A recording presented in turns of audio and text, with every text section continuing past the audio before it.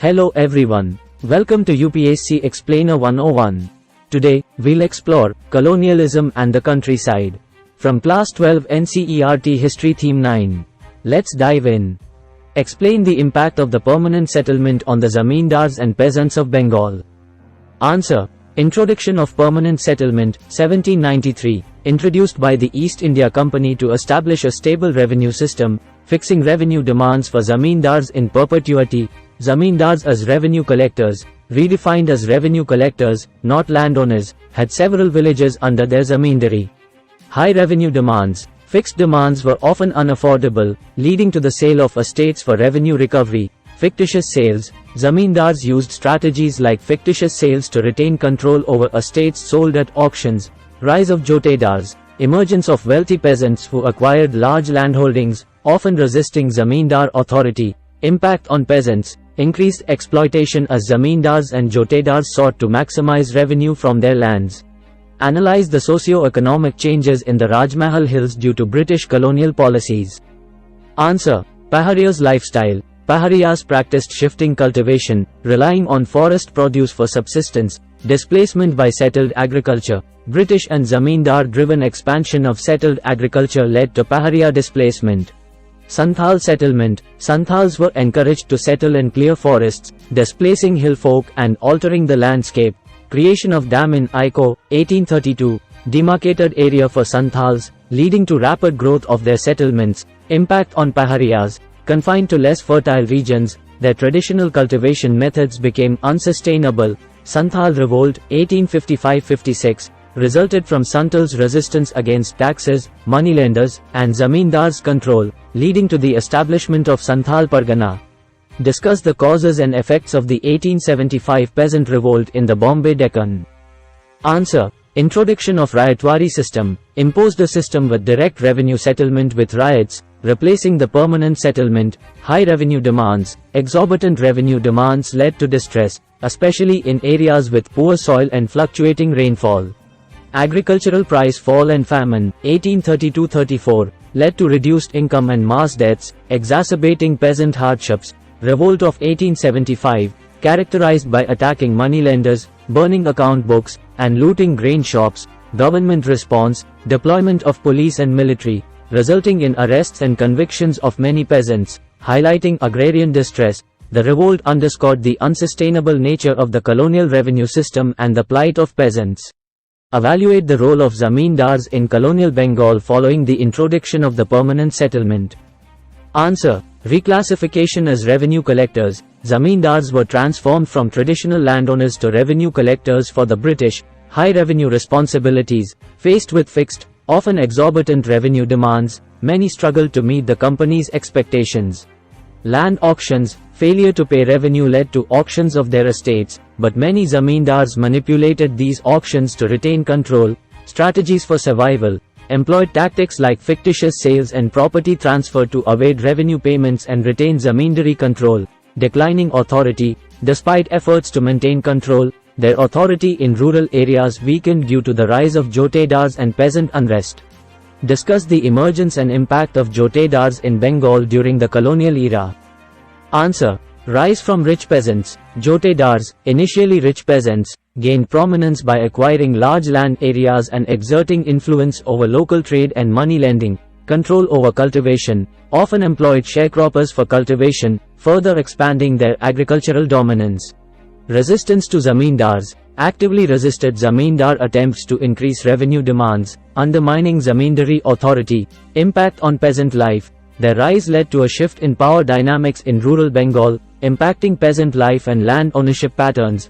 Participation in land auctions. Jotedars frequently participated in auctions of zamindari estates, consolidating their landholdings and power.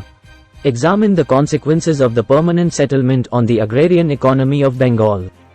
Answer. Fixed revenue demands. Permanent settlement fixed revenue demands in perpetuity, disconnecting them from fluctuating agricultural yields. Land transfers. High demands led to widespread transfers of zamindari estates, often through manipulated auctions.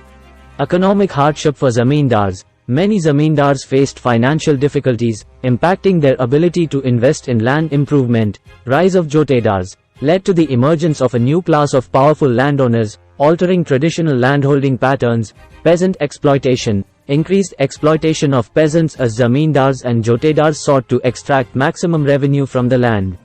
Analyze the transformation of the Paharia community in the Rajmahal Hills due to British colonial policies. Answer. Traditional lifestyle. Paharias traditionally practiced shifting cultivation and were deeply connected to the forest ecosystem. Displacement by agricultural expansion. Expansion of settled agriculture by the British and zamindars disrupted their traditional lifestyle. Loss of land and resources. As more fertile lands were taken over by settlers, Paharias were pushed to less fertile regions, affecting their subsistence practices. Resistance to change. Paharias resisted British attempts to transform them into settled agriculturists and attempts at pacification. Retreat into the mountains. Faced with increasing pressures, Paharias retreated deeper into the mountains, isolating themselves and struggling to maintain their traditional way of life. Prelims MCQs. What was the permanent settlement introduced by the East India Company in 1793? A. A system of direct trade with Indian merchants. B. A fixed revenue system for zamindars in Bengal. C. A land grant policy for British settlers. D. A military alliance with Indian princely states. Answer. B. A fixed revenue system for zamindars in Bengal. Who were the Jotedars in the context of colonial Bengal? A. British administrative officials. B. A class of rich peasants who emerged as powerful landowners. C. Traditional village headmen. D. Members of the Indian Civil Service. Answer. B. A class of rich peasants who emerged as powerful landowners. What is meant by fictitious sale in the context of zamindari auctions? A. A real estate transaction with no actual exchange of land. B. An auction where estates were sold but the original owner retained control. C. A government policy for redistributing land. D. A practice of selling land at artificially inflated prices. Answer. B. An auction where estates were sold but the original owner retained control. What was the primary occupation of the Paharias in the Rajmahal Hills? A. Settled agriculture. B. Shifting cultivation and reliance on forest produce. C. Trade and commerce. D. Artisanal crafts and pottery. Answer. B. Shifting cultivation and reliance on forest produce. What led to the 1875 Peasant Revolt in the Bombay Deccan? A. Religious discontent among peasants. B. The introduction of the Ryotwari system with high revenue demands. C. Disputes over water resources. D. The abolition of local village councils. Answer. B. The introduction of the Ryotwari system with high revenue demands. What does Ryotwari settlement refer to? A. A system where revenue was directly settled with the ryot, peasant. B. An agreement between British officials and Indian zamindars. C. A land distribution policy for tribal communities. D. A trade treaty between Indian princely states and the British. Answer. A. A system where revenue was directly settled with the ryot, peasant. Where was the permanent settlement first introduced by the East India Company? A. Bombay Deccan. B. Bengal. C. Madras Presidency. D. Rajmahal Hills. Answer. B. Bengal. Who was responsible for conducting a survey of the Dinajpur district, which led to the documentation of the Jotedars? A. Lord Cornwallis. B. Francis Buchanan. C. Augustus Cleveland. D. William Hodges.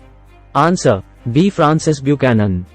In which area did the Paharias primarily reside? A. The plains of Bengal. B. The Bombay Deccan. C. The Rajmahal Hills. D. The coastal areas of Madras. Answer. C. The Rajmahal Hills.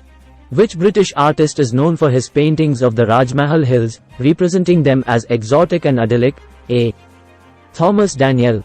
B. William Hodges. C. J. M. W. Turner. D. John Constable. Answer. B. William Hodges. Which group of people was invited by British officials and zamindars to settle in the jungle mahals? A. The Paharias. B. The Santhals. C. The Jotedars. D. The Riots. Answer. B. The Santhals. The 1875 Peasant Revolt was a significant event in which Indian region? A. Bengal. B. Madras Presidency. C. Bombay Deccan. D. Rajmahal Hills. Answer: C. Bombay Deccan. What does the term Raja signify in the context of colonial Bengal? A. A British administrative title. B. A traditional Indian warrior. C. A designation often used for powerful zamindars. D. The title for village headmen. Answer: C. A designation often used for powerful zamindars. What was the outcome of the auction in Burdwan in 1797? A. The land was distributed among British officials. B. Estates were sold, but control remained with the original zamindar. C. The land was given to the peasants. D. It resulted in the establishment of new villages. Answer: B. Estates were sold, but control remained with the original zamindar. What percentage of zamindaries changed hands after the permanent settlement? A. Around 50%. B. Over 75%. C. Less than 25%. D. About 60%. Answer: B. Over 75%. What was the scale of fictitious transactions in Bengal's zamindari sales between 1793 and 1801? A.